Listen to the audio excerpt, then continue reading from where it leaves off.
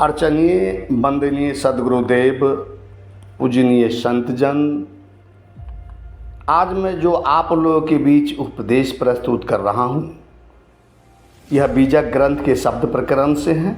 इसमें आज आप सुनेंगे हरि कौन है, हरिजन कौन है, हंस क्या है, संत और हंस का असली स्वरूप क्या है, अक्षर ब्रह्म क्या है। बहुत सारे प्रश्नों के उत्तर आपको आज के इस उपदेश में मिलेंगे।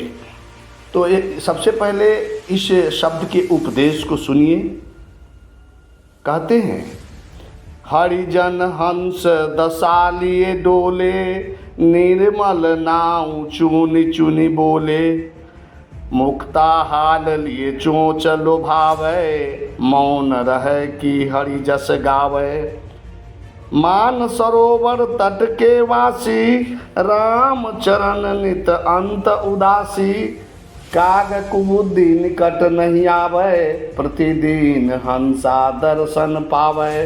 नीर छीर का करे निवेरा, कहे कबीर सोई जन मेरा। सदगुरु कबीर साहेब इस शब्द में उपदेश देते हुए कहते हैं कि हरिजन हंस दशा लिए डोले, निर्मल नाम चुनी चुनी बोले। हे साधकगण, सबसे पहले हंस तथा हंस दशा के बारे में जान लीजिए। हंस एक प्रकार का सफेद पक्षी होता है और वह हिमालय के मानसरोवर में रहता है और कंकर पत्थर को त्याग देता और मोती ही चूंघते रहता है। हंस पक्षी को अगर दूध और पानी मिलाकर दिया जाए तो वह पानी को छोड़ देता है और उसमें से दूध को पी लेता है। कहने का तात्पर्य है कि हंस पक्षी निर्छीर विवेकी होता है। इस शब्द में हरिजन अर्थात हरिभक्त हंस की तरह होता है, जो केवल सद्गुण रूपी मोती चूंघता है और दुर्गुण को छांट देता है। हंस की तरह निर्छीर विवेकी होता है। जड़ चेतन, बंधन मोक्ष, खाद्य अखाद्य, राग विराग इत्यादि को अलग अलग समझकर कल्याणकारी अंश को ग्रहण कर लेता है और बुरे अंशों को त्याग कर देता है। इसलिए हरि भक्तों के लिए साहेब कहते हैं कि हरिजन हंस दशा लिए डोले, निर्मल नाम चुनी चुनी बोले। वह हमेशा निर्मल वाणी बोलता है। हंस रहनी में चलने वाले हमेशा कोमल सत्य मधुर वाणी बोलते रहते हैं। आगे के पद में सदगुरु कबीर साहब कहते हैं कि मुक्ता हाल लिए चोंच लोभावे, मौन रहे कि हरि जस गावे।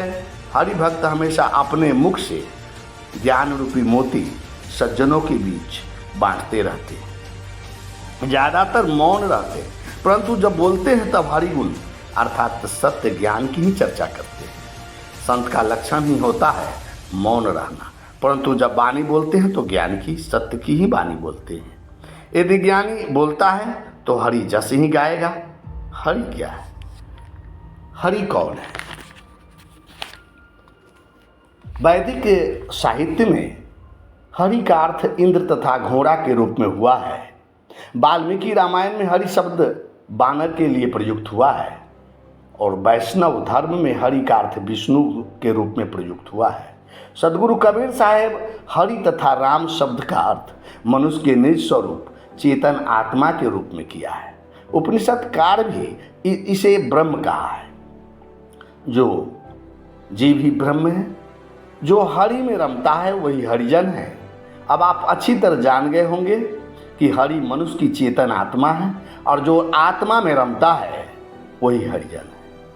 सदगुरु कबीर साहब आगे के पद में कहते हैं कि मान सरोवर तट के वासी, राम चरण नित अंत उदासी। जिस प्रकार हंस साधारण जलाशय में नहीं रहकर हिमालय के मान सरोवर में रहता है, उसी प्रकार संत जन हृदय रूपी पवित्र मान सरोवर में निवास करते हैं, जहाँ राग द्वेष ईर्षा काम क्रोध रूपी विकार नहीं रहते।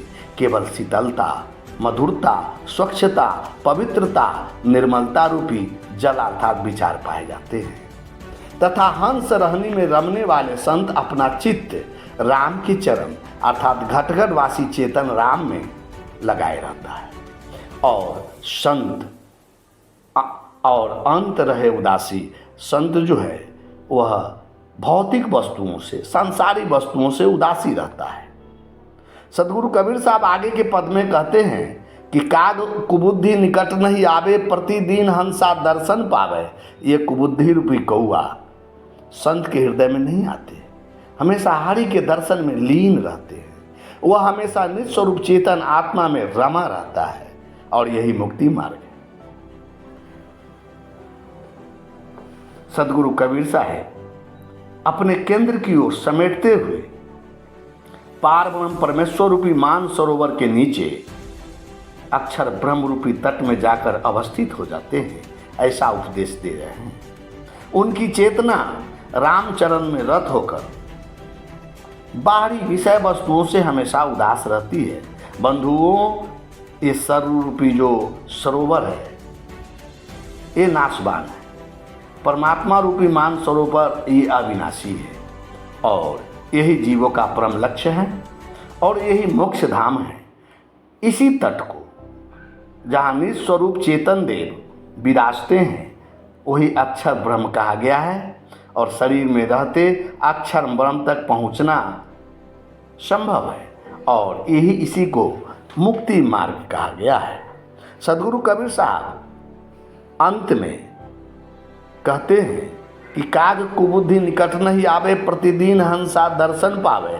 ये कुबुद्धि रूपी कौआ संत के हृदय में नहीं आते, हमेशा हरि के दर्शन में लीन रहते हैं। वो हमेशा निज स्वरूप चेतन आत्मा में रमा रहता है, जिसे मुक्ति मार्ग कहा गया है। कहते कि नीर छीर का करे निवेरा, कही कबीर सोई जन मेरा। कबीर साहब कहते हैं जो इस नीर छीर का विवेक करे वही मेरा साथी है, वही मेरा भक्त है, वही हंस स्वरूप जीव है। नीर छीर को त्याग कर, नीर को त्याग कर जो छीर को ग्रहण करता है यही हंस दशा है। शाह बंदगी, शाह बंदगी, शाह बंदगी।